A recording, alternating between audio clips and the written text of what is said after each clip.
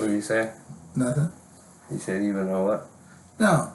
The best thing to do now is to like evaluate yourself and see if you're ready. Because you got to do it. You got to buy a house. It doesn't matter.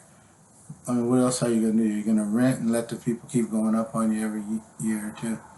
Or do you just buy a house now and keep your mortgage the same and have a tax deductible write-off of your interest and of the different home repairs and things that you have to incur? True. I definitely think buying is the way. I think you gotta have a plan about going about it. I don't think you can just say I'm gonna go buy a house.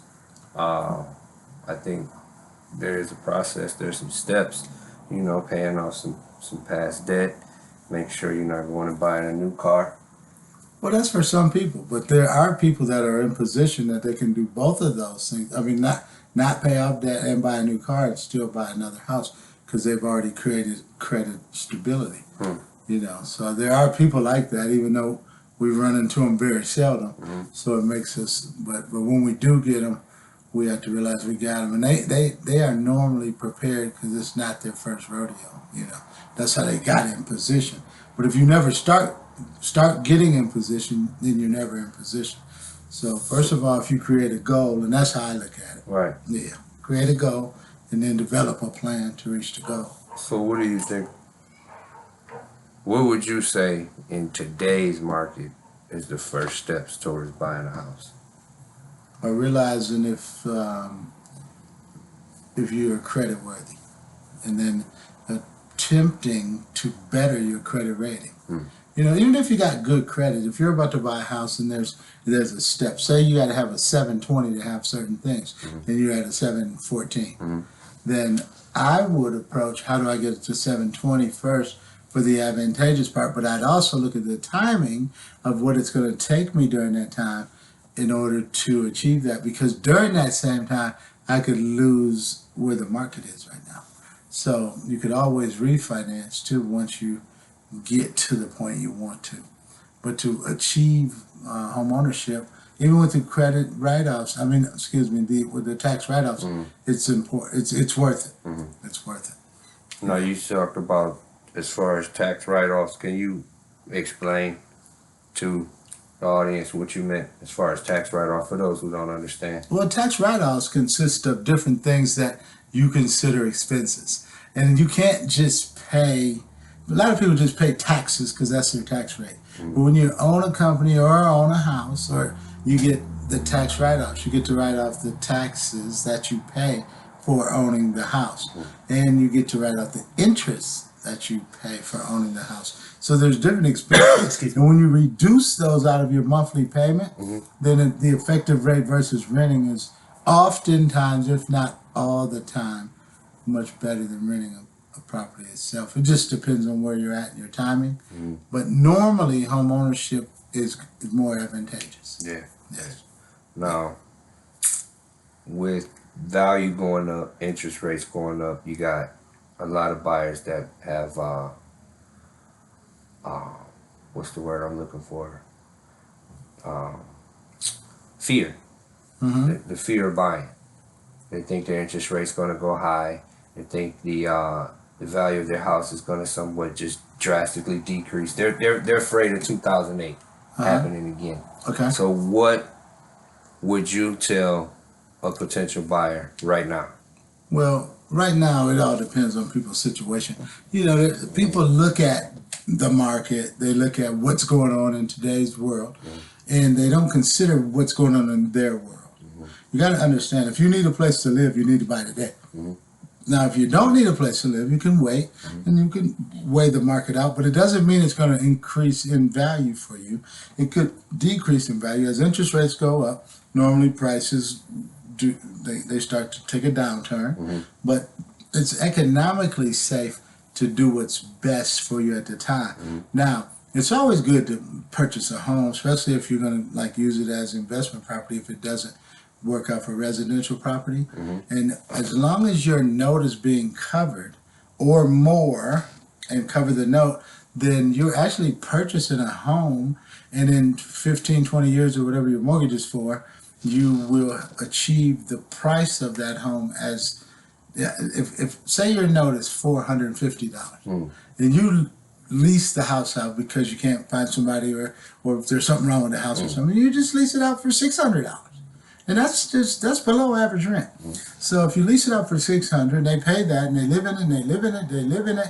You make a couple repairs, and you write those off too. You get to write those off on the investment, so it makes sense because you get it back when it's time to either sell or whatever you're going to do, even in your refinancing of it. You know, and as interest rates go down, if you refinance it, the payment goes down. Now you're making profit on the actual house itself. And a lot of people don't look at that. They look at, oh, it was $89,000. I just saw the house for $79,000.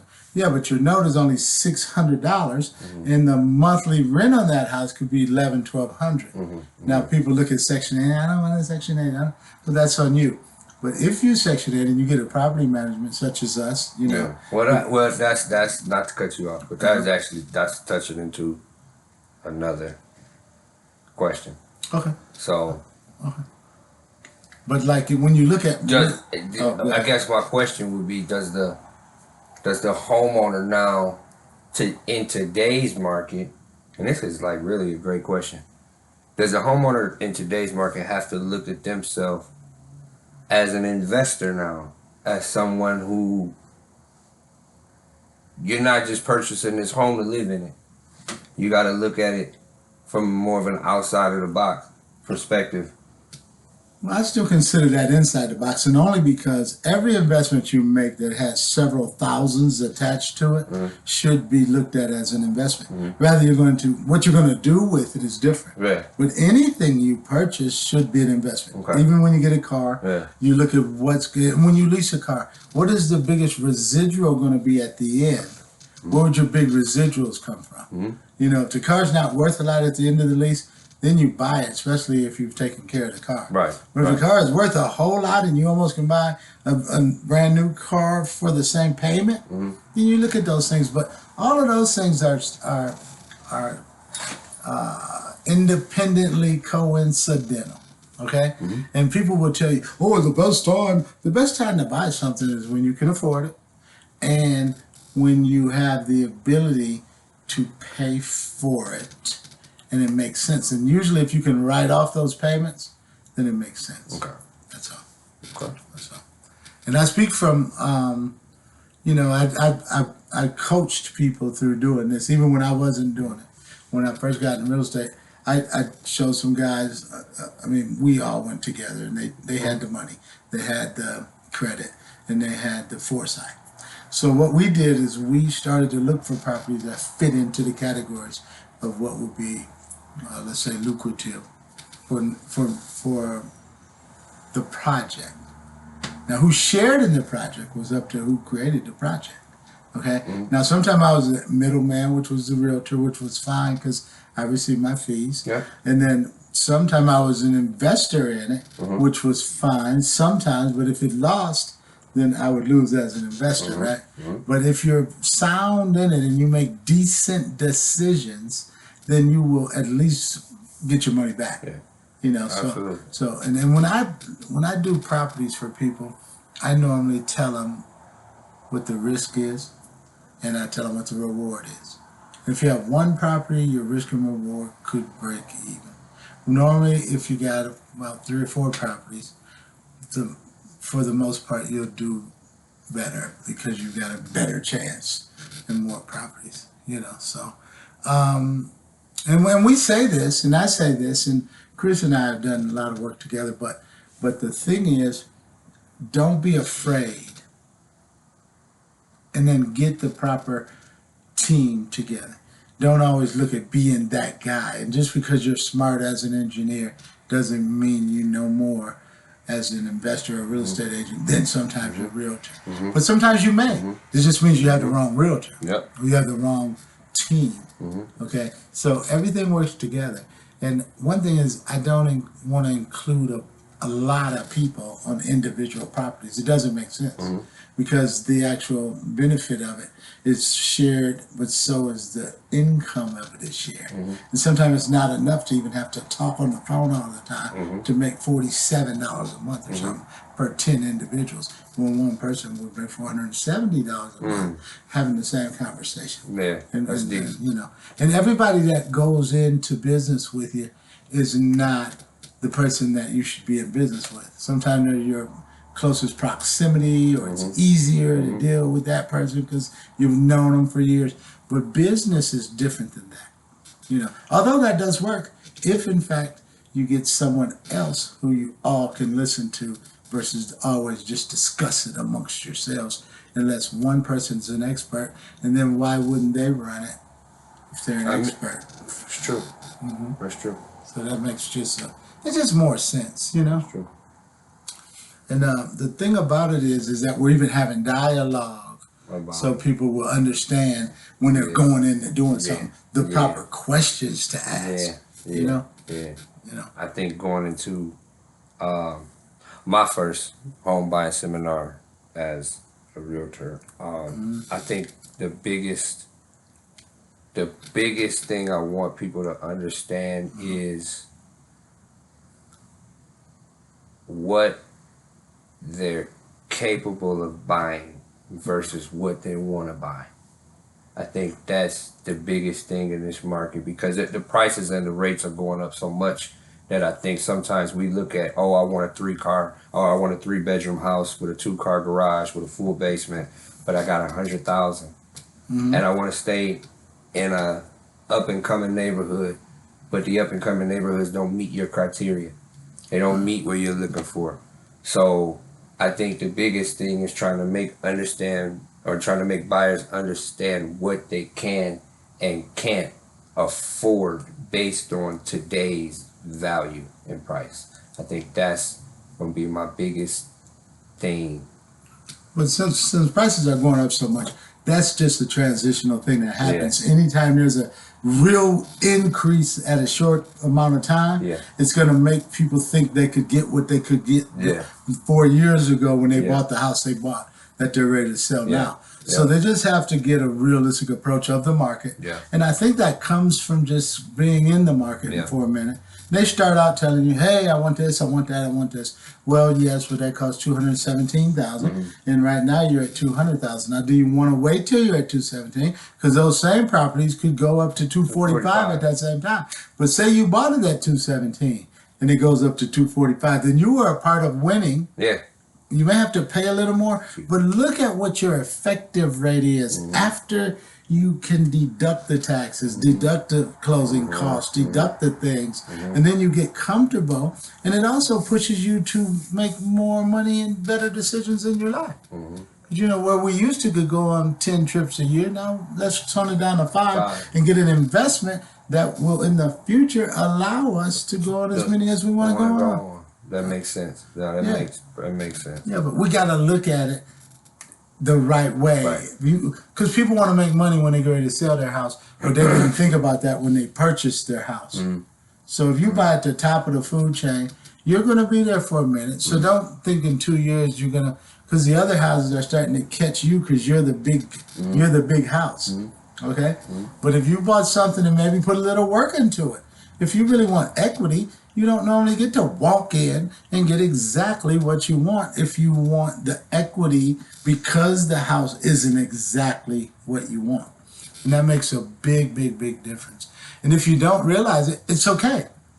Because you'll learn it as you go through the process. It just gives your realtor a nightmare. You know, and not enough people in real talk. No, it does. We talk about it all the time.